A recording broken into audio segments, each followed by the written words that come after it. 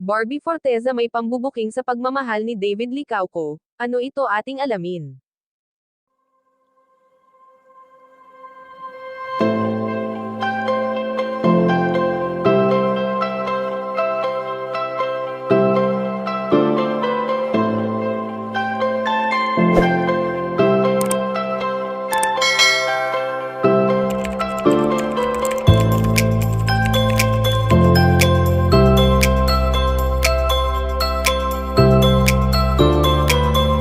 Alam naman natin kung gaano ka-close ngayon ang dalagang si Barbie Forteza at ang binatang si David Licauco na madalas nating nakikita sa social media.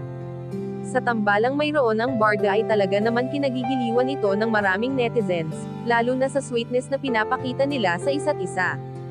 Matatandaan na sa naging relasyon noon ng Jack B ay kitang-kita natin ang saya sa namagitan noon kina Jack Roberto at Barbie Forteza na hindi natin akalain na mauuwi rin ito sa hiwalayan.